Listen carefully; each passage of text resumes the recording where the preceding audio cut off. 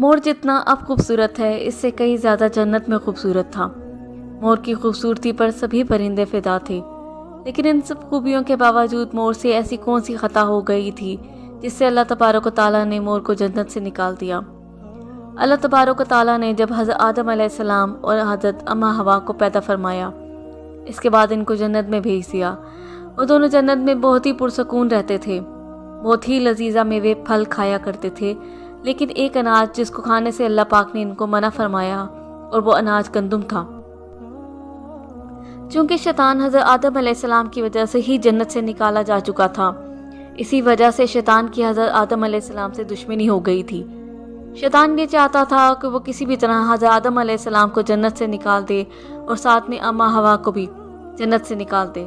جب شیطان کو یہ خبر ہوئی کہ حضرت آدم علیہ السلام کو تمام میوے کھانے کی اجازت ہے لیکن گندم کھانے کی اجازت نہیں ہے، تو شیطان انتقام کی آگ میں دل میں لیے جنت کے دروازے کے پاس بیٹھ گیا اور 300 سال تک وہاں پر بیٹھا رہا کہ کوئی جنت کے دروازے پر آئے اور شیطان اس سے بات کر سکے۔ ایک دن اچانک سے مور جنت سے باہر آ گیا۔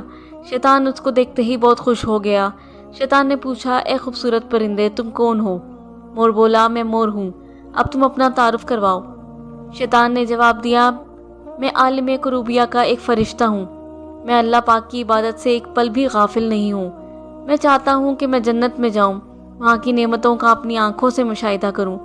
شیطان مور سے کہنے لگا کہ تم مجھے جنت کے اندر لے جاؤ، میں تمہیں 3 ایسی باتیں بتاؤں گا جس سے تمہیں ابدی زندگی حاصل ہو جائے گی، تمہیں بڑھاپا اور بیماری نہیں آئے گی، تم ہمیشہ جنت میں ہی رہو گے۔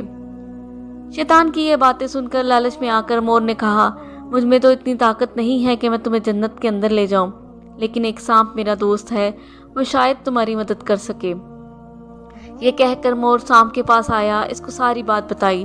سانپ بھی شیطان کی باتوں سے بہت خوش ہو گیا، پھر شیطان کو اپنے منہ میں چھپا کر جنت میں داخل ہو گیا اور یوں شیطان اپنی چال میں کامیاب ہو گیا۔ جنت کے تمام نگہبانوں کو یہ معلوم تھا کہ شیطان یہ چال چل رہا ہے اور جنت میں داخل ہو چکا ہے۔ فرشتے شیطان کو جنت سے نکالنے لگے، تبھی اللہ پاک کا حکم ہوا کہ اس کو ابھی تک جنت میں ہی رہنے دیا جائے۔ وہ فرشتے اللہ تبارک تعالیٰ کے حکم سے رک گئے۔ شاید یہ حضرت آدم علیہ السلام کا امتحان تھا۔ شیطان حضرت آدم علیہ السلام کے پاس آیا اور اماں حوا کے پاس جا کر اپنی محبت کا اظہار کرنے لگا۔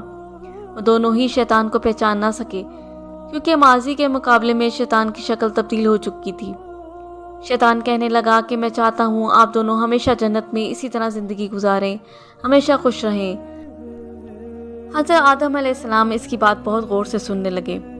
شیطان نے کہا، اگر آپ میری بات مان جائیں تو آپ کو جنت کی اور بھی تمام سہولتیں ملیں گی۔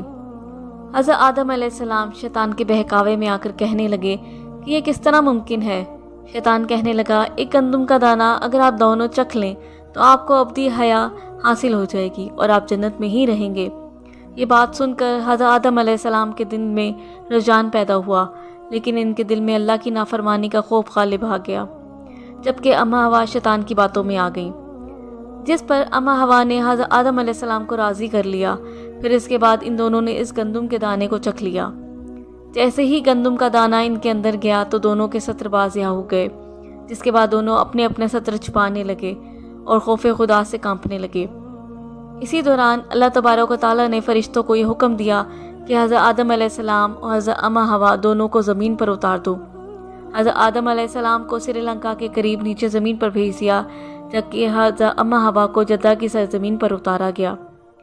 ان خوبصورت پیروں سے چل کر مور شیطان کو جنت کے اندر لے آیا تھا، وہی خوبصورت پاؤں اللہ تعالیٰ نے مور سے لے لیے۔